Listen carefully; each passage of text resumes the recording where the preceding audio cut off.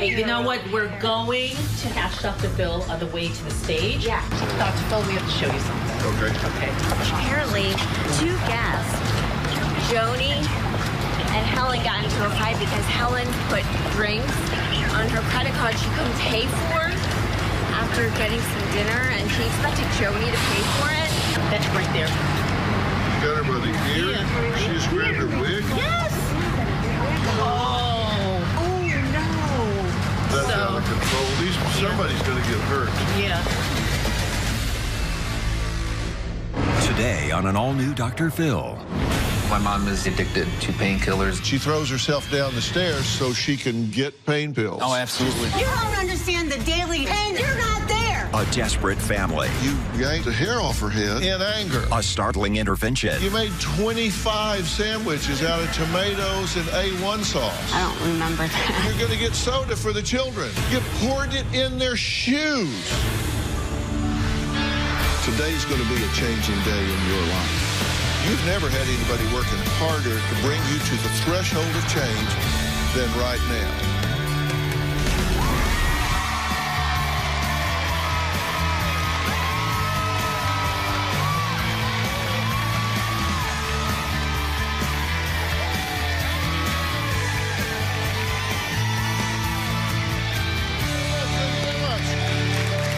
Well, on my way over here, my producers told me about a situation that happened at the hotel last night. Now, apparently, my main guest today, Helen, who claims she is not drug addicted, but just needs pain relief, ran up a tab at the hotel bar, leaving her sister, Joni, stuck paying the bill. Well, she was not happy about it, so Joni pulled her sister Helen's wig in anger. This whole situation is just out of control with these family members pointing fingers at each other and not focusing on the problem, which is a 52-year-old woman who I believe is on death's door. Now, Helen's son, Nate, says he cannot believe his mother, Helen, is still denying being hooked on prescription pills while looking this incoherent. My mom is highly addicted to painkillers, and it's going to kill her. This is my ass man right now. My mother-in-law is so high on pain medication that when I'm talking to her, I don't feel like she really understands what I'm even saying. She seems like she's in La La Land. I've known Nathan and his family my entire life. Helen was very functional. She was on top of her game. About 15 years ago when I was in middle school, my mom had gastric bypass surgery. Since my mom's surgery, pain pills have been part of her life. Things started falling apart quickly. She lost her job, she lost her house. The house was a free-for-all. Helen just really didn't care. When I was in high school, my mom took me to school in the morning, and she drove over curbs and into the yard at the high school, and I quickly realized that she was high. I remember one time, Helen almost got hit by a car because someone was trying to steal her pain medication. I moved out at 15. Enough was enough. I went away to college. I started my career. For about 8 to 10 years, I had very little contact with my mom and my sister. I just didn't want to get caught up in the drama. About 5 years ago, I reconnected with my mom. She was a mess. She was in a bad spot. My mom would do anything to get pain medication. I didn't take any Ativan yesterday. Yes, you did. No, I didn't. She will go out on the streets and find anyone that has pills. My mom has been known to be jumping from pain doctor to pain doctor, from hospitals to hospitals to get what she wants. Can't get very much privacy in a hospital. Last time my mom was in the hospital, the doctors put her on a morphine drip. I truly believe that she has hurt herself, fallen downstairs on purpose and done things on purpose to have to go to the hospital to get something. My mom thinks that she's dying from complications from her gastric bypass, but she's dying from the painkillers and the drugs. That's what's killing her. If we don't get my mom off pain medication immediately, I know, my fear, and I know that my mom will be dead. You wrote in, correct? Yes, me and my wife did. Why now?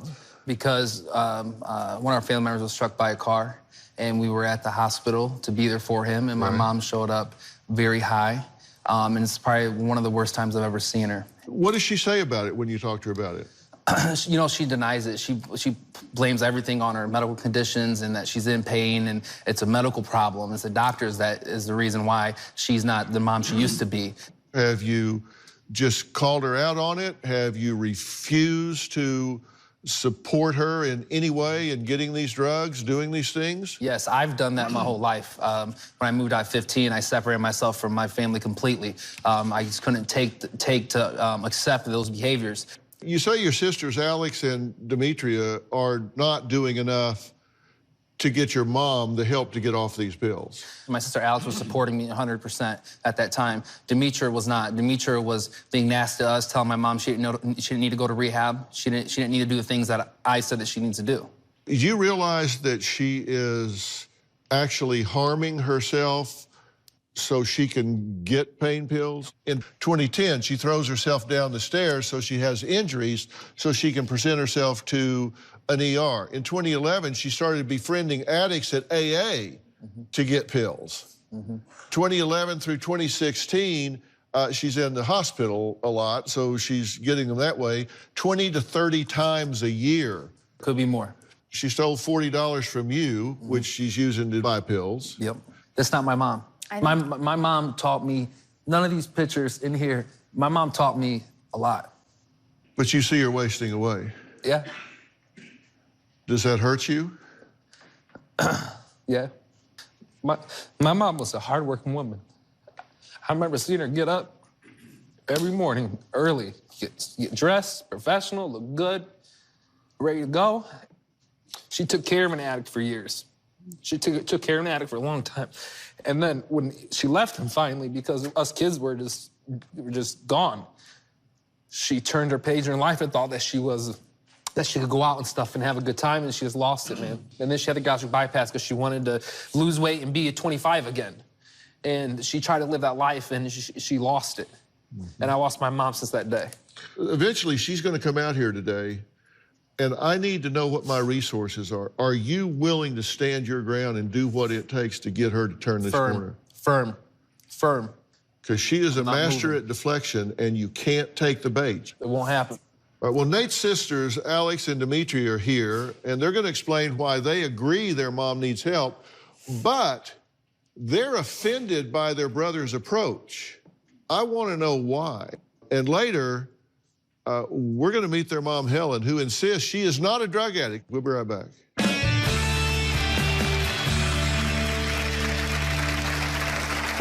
My mom, she's an addict, and she has been for the last 15 years. Now Nathan wants to come in and save the day. You can't just walk in here and be Captain America when you don't even know the whole history. Monday. My mother thinks that she's in a relationship with Vladimir Putin. I love him. He is going to take me home to Russia. You're saying he's in love with me. Why hasn't he gotten you? Her family believes she's delusional. It's disturbing. I miss my mom. I am still your mother. She believes she's the mother of Russia. Vladimir communicates with me through his ties. This guy's the most powerful guy in the world. Why is he talking to you through his tie? That's Monday. Then on Tuesday. How many seconds do we have left? You got fired for falling asleep on the lifeguard stand. Yeah, I did. You ought to have the world on a string. And instead, you got a smart mouth and a lazy ass. New Dr. Phil, Tuesday. I've always had a real rocky relationship with my sisters, Alex and Demetria. And Alex is very hard-headed, and Demetria's very passive. When it comes to Nathan's sisters, I don't feel like I can rely on either one of them. Alex was supposed to be a bridesmaid in my wedding, and her husband was the best man in my wedding, and we got in a disagreement, and they just didn't show up. When she didn't show up to the wedding, that really did damage to both my relationship with her and Nathan's relationship with her. My sisters aren't very good at handling tough situations, tough conversations. Well, Nate said he always knew his mom was a bit off, but was shocked to return to his hometown 4 years ago to find his 52-year-old mother, Helen, looking like a frail, old woman. Now, Nate's sisters, Alex and Demetria, agree their mother is in trouble, but they claim Nate does not have all the facts. My mom is deteriorating right in front of my eyes. It's horrible. She looks like the stuff you see going viral on YouTube when heroin addicts are like passing out. The honest truth is that she's an addict, and she has been for the last 15 years. If I confront my mom about it, she tells me to shut up. I couldn't let her be around my kids because she was high on pain medicine all the time. One night she was pouring soda into my kids' shoes and thinking that she was pouring it into cups. And then my oldest asked, "What are you doing?" She didn't even recognize like who she was dealing with. One time my mom took my kids to the store. She fell asleep at the wheel and she crashed the car.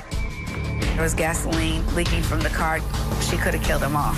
I and some other family members wanted my mom to go to a nursing home. I felt like she was already dying, so I wanted her to be where she wanted to be. I don't know what the ultimate decision that needs to be made. I just know we can't keep going like this.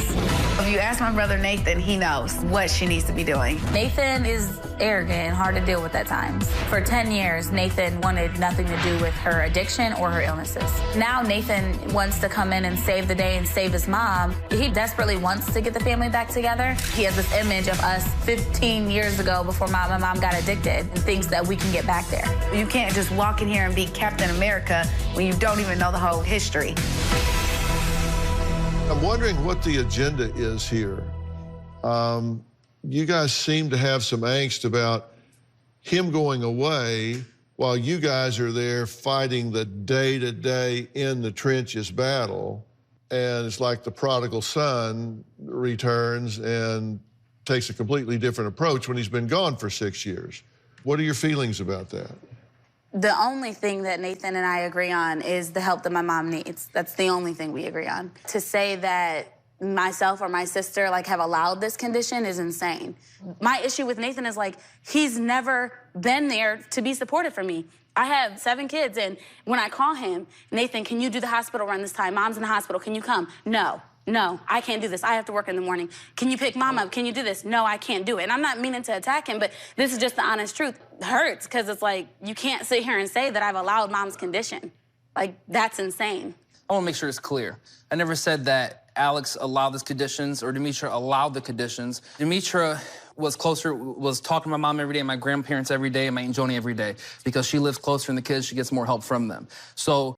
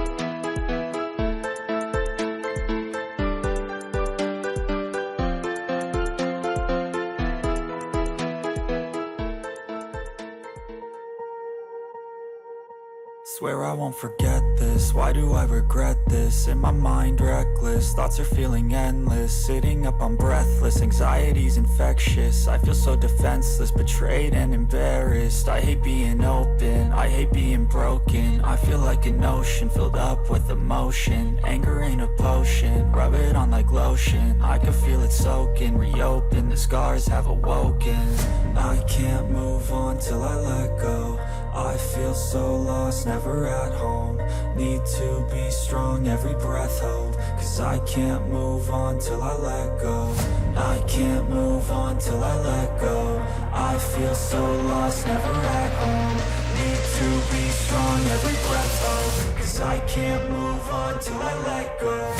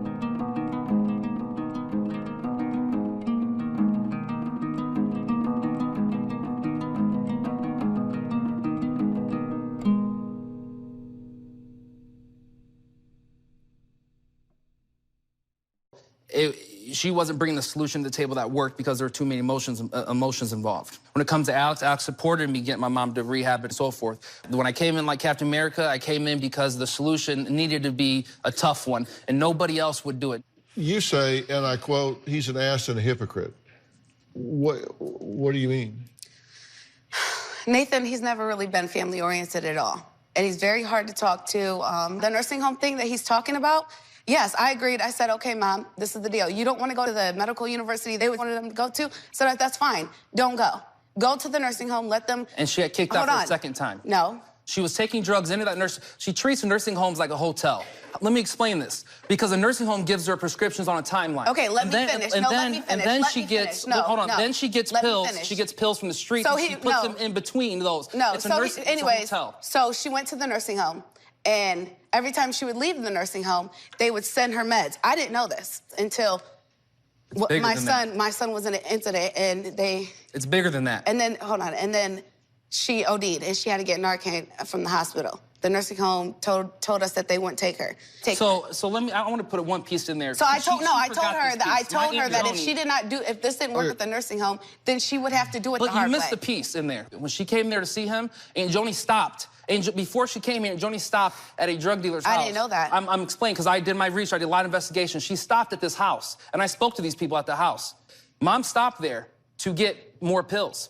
And I asked Aunt Joni about it, and she admitted she stopped there, but Aunt Joni told me, oh, your mom was just selling her a bracelet. Selling jewelry. Selling her a bracelet. When she was high at the hospital, she overdosed. It's whatever she got from that house. Okay, if I may, if your mother was watching this, and she's not, but if she was watching this, she would be doing the happy dance back in the green room, because she would be saying, yes. They are so off point.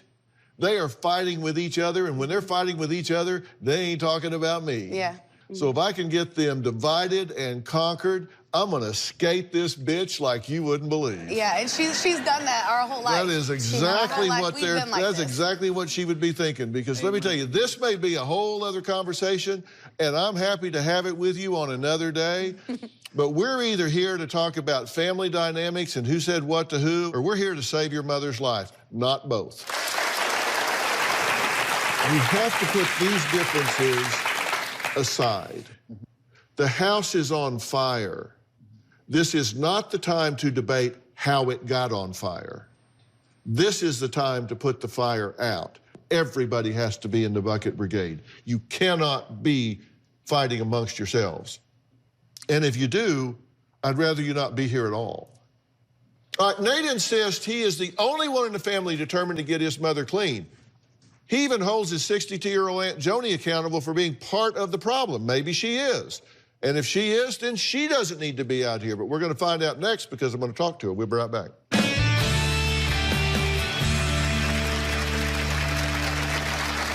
With Helen, I don't trust her in my house. She's taken medications out of containers from my family members. Honestly, some days I'd like to punch her. Nathan thinks he has all the answers. Nathan can be very bossy. My aunt is a superhero. She's always been there for us. In my eyes, my Aunt Joni is the complete enabler. She takes my mom to different houses. I call them drug houses. My mom's going to buy narcotics. I don't think my Aunt Joni is enabling her. What Aunt Joni will do is move around pain pills from different family members to make sure that they're all being fed. Nate says he is frustrated with his family's lack of support in helping their mother, Helen, stop abusing opioids. He also points a finger at his Aunt Joni, who he believes is enabling their mother's addiction. Take a look at this.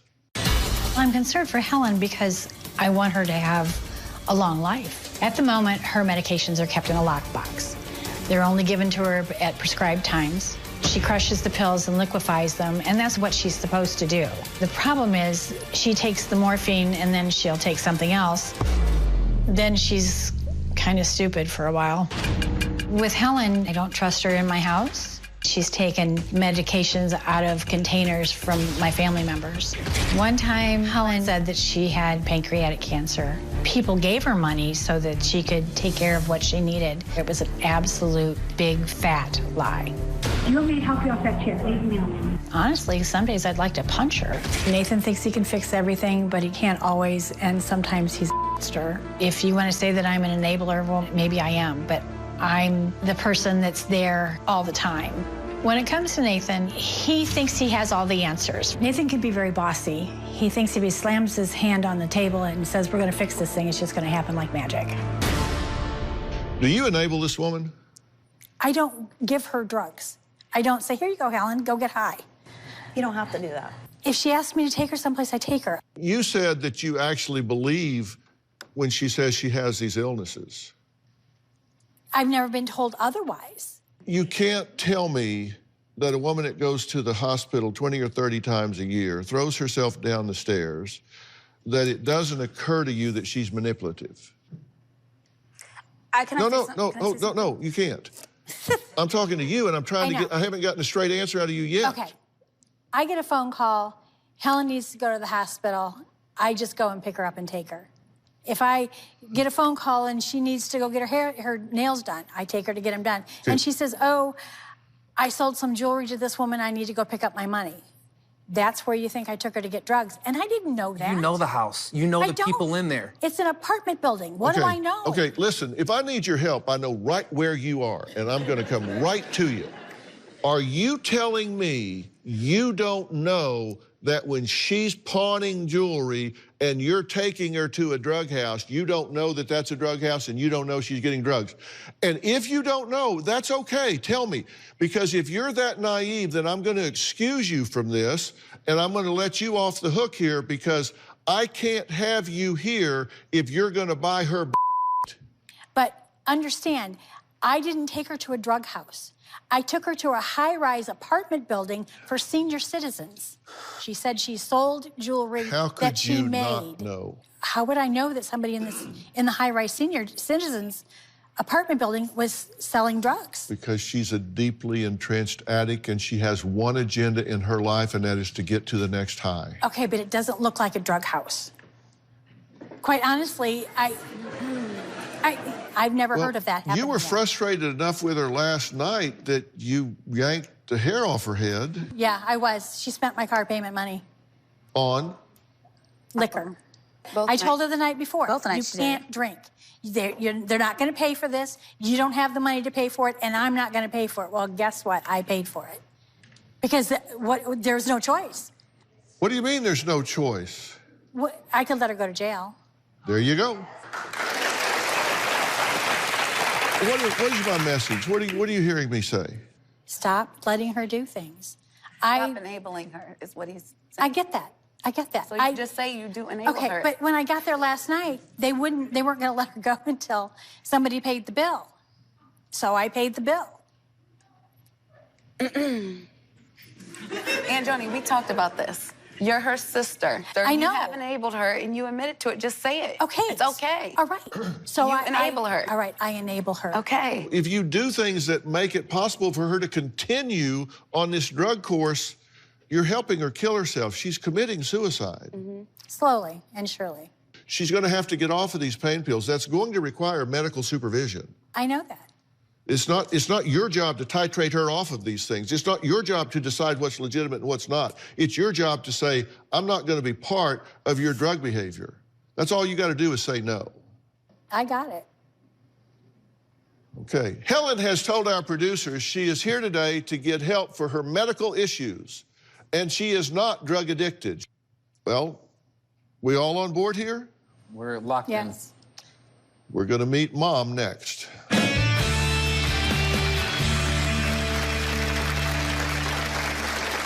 I have a chronic illness, and it's killing me. You won't ever get rid of the ulcer. The pain pills are killing you.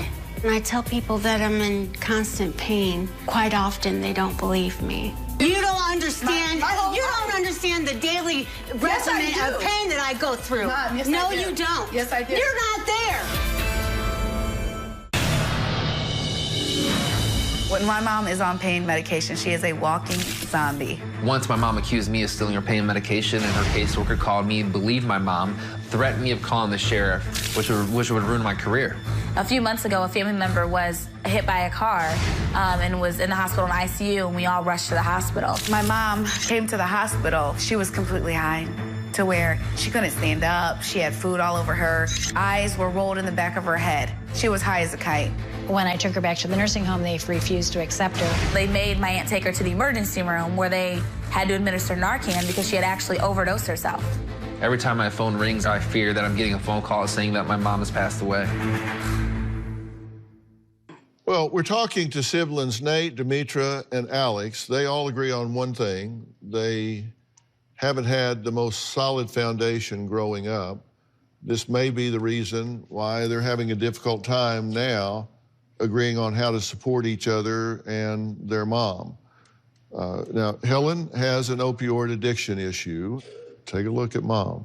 I believe without pain medication, I wouldn't be here anymore. I can't go without pain medicine until I have the surgery. No, I can't. I have a necrotic ulcer. I can't eat. I can't walk very good. I'm weak all the time. I have a chronic illness, and it's killing me. We need to get you off the pain pills and take care of the ulcer. And we will take care of the ulcer, and then I will get off the pain pills. I'm not a sorry. doctor, but I don't think you will ever get rid of the ulcer. The pain pills are killing you.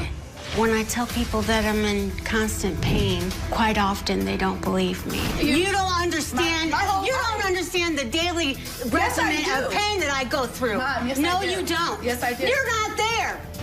I have pain in my abdomen and my back, my left leg. The person that I blame for all this are the doctors that have passed me around from one to another without any one of them really trying to find out what was wrong. You know, there's some good, really good doctors, but, you know, they're just not going down the right road. I don't take the pain medication to get high. It just gives me some relief. Actually, it kind of gives me some energy. I have a dependency, but I'm not an addict in the street that does anything to get drugs. Alex, I am sick. We know that you're sick, But you don't okay. need, when I'm not trying to be high. Okay, do you abuse your pain medicine? And I have occasionally, You do yes. all the time, right? No, I So don't all the therefore, time. anybody that I don't abuses all the their time. pain medicine And the does only not time need to I be do on it. that, and the only time that happens is when I'm in an intolerable amount of pain. I feel I've put my family through a lot, but what they need to understand is that I'm in a lot of pain constantly, and I need some help. I am trying to get better. Believe me, it is a feat every day. I hope Dr. Phil could snap his fingers and make all the bad go away.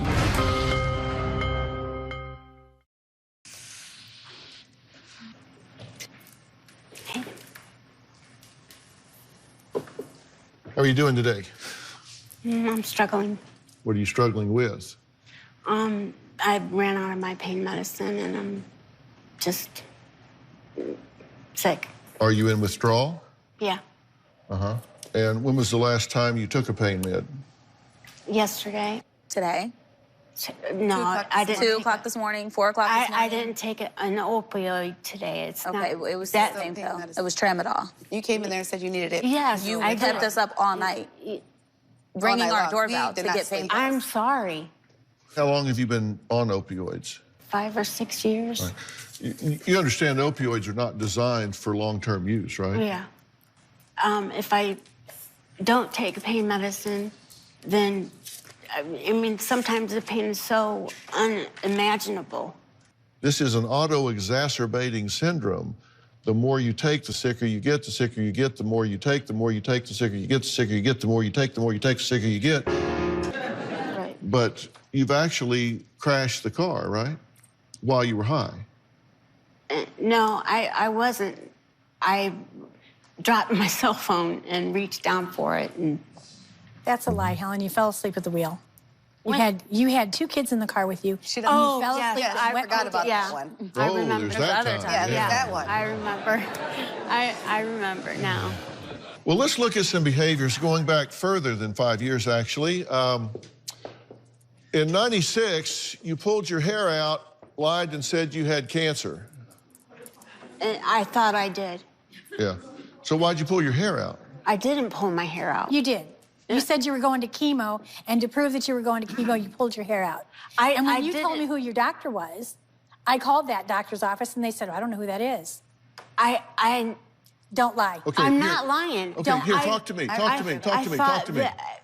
I thought You thought you were going to that doctor? Yes, and I thought I had cancer.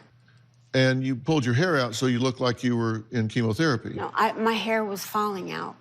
But you weren't in chemo. No, I wasn't. Why was your hair falling out? Because I was sick, and my hair's, very You thin. just were sick and your hair started falling? I hate it when that happens. Yeah. I must feel like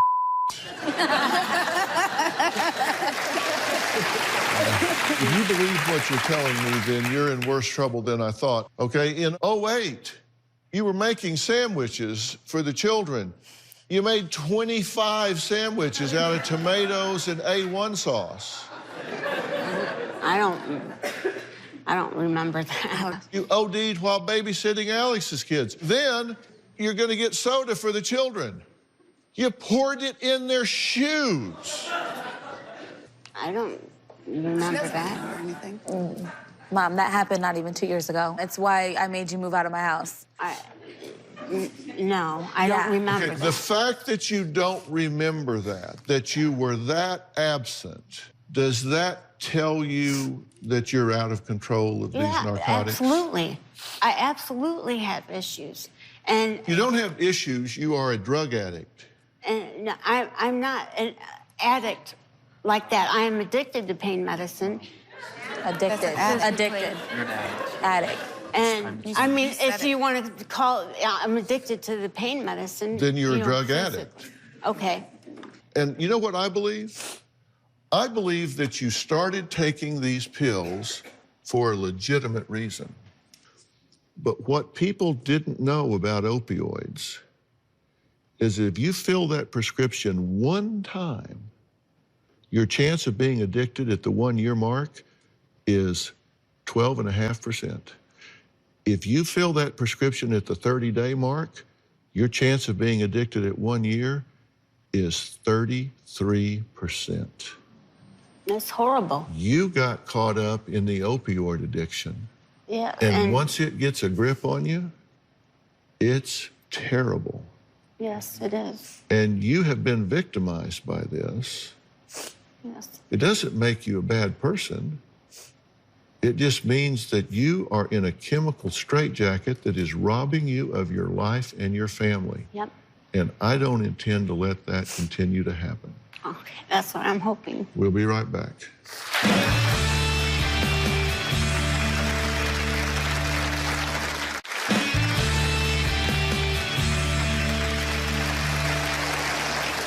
Well, Helen has joined us, and she has gone from healthy to, in my opinion, barely hanging on.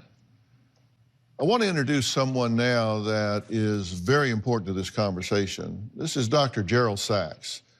Dr. Sachs is the Director of Pain Management at the Pain Institute of Santa Monica. He completed a fellowship in pain management at Harvard Medical School. Suffice it to say, he is the expert, and I have asked him to come here for you. Thank you. Dr. Sachs, you and I have talked about this. She's been on these opioids, not just using them, but abusing them for years now. What's the impact of that on her body? This is very, very common. We're in the middle, as you and I have spoken, of a national opioid crisis in this country. It's amazing to me, watching all this information today, that there's actually legitimate physicians willing to prescribe opioids for you. Because, to be perfectly honest, you're not a patient that should be taking opioids at all. And taking them long term, it can actually create pain perceptions in unrelated areas of the body, correct? That's correct. I mean, right now you perceive the pain as in your abdomen, but also you were describing pain in different areas. I know that you've had multiple surgical procedures and obviously have scar tissue, and all of those issues can and should be addressed by a pain management specialist, but you have to get the addiction solved first. Let's do a hypothetical, doctor. Let's assume that nothing changes. This is all much ado about nothing. She just goes home, continues down the same path that she is right now. Where's this headed? Unfortunately, it's headed in a horrible area. Pain is subjective. We were taught 20, 30 years ago, that whatever the patient told us, that was what the pain is. And unfortunately, that helped to create a situation where patients complain of pain, and then we as healthcare professionals feel that we need to address it and treat it. Well, we do, but not with opioids in this particular case. What do you think about what Dr. Sachs is telling you? Scary.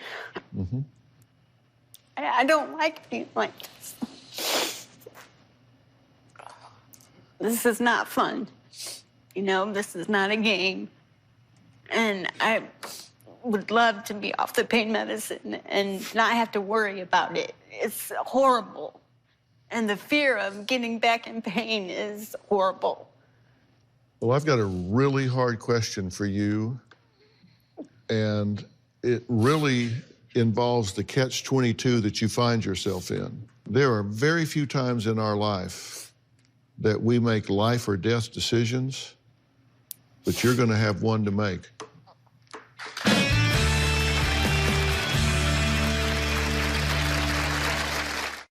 Alex, in short, do you believe that if your mother continues on this path, she will die soon? Absolutely. I want her to get better. I want her to get off the pain pills. Demetra, what do you think? In my eyes, Mom's already dead. Like she's a walking zombie. I don't have my mom. And you miss her? If you don't get help, we're gonna bury you. We're gonna bury you. You understand? Yes. You're gonna be gone. And I'll have to tell people why I didn't do more to get you help to keep you alive. I don't want that for you. I need you to, I don't want my kids to feel like that. The catch-22 that I said, the decision you have to make is, if she gives this up, it's like walking into hell for her because of the pain that sits on the other side, the withdrawal, the sickness, it's like flu on steroids times 10. But what I'm telling you is there is help for this. I want to introduce someone, and this is Dr. John Caldwell. He is the Chief Medical Director for Meadows Behavioral Health Center. And the Meadows specializes in treating opioid abuse, pain, and trauma, along with the co-occurring disorders, specifically in older adults. This is located in a really peaceful, natural setting in Wickenburg, Arizona. You can help her, correct? Yes, we can help you. And addiction ultimately is a family disorder. We can help with that piece as well. We'll be able to provide you with the medical supervision and care that you need to be able to move through the process of coming off the opiates, and then help you with the tools that you need to be able to manage life without opiates. And there's hope in that. And the key here is medical supervision so you can get back to being who you are. I'm offering you this help. Will you take it? Yes, I will. All right. I want to thank all of my guests today, including Dr. Gerald Sachs, Director of Pain Management at the Pain Institute of Santa Monica, and a special thanks to Dr. John Caldwell, the Chief Medical Director from Meadows Behavioral Health Center. Judy wrote to me on this post, your care and concern for people is genuine and very evident each and every time you sit and talk to someone. That's why I think that she's talking about Bam, reached out to you. I know that you guys write and post things on my social media. I do pay attention to it. It also gives me direction about what we need to talk about up here. That's all for today. We'll see you next time.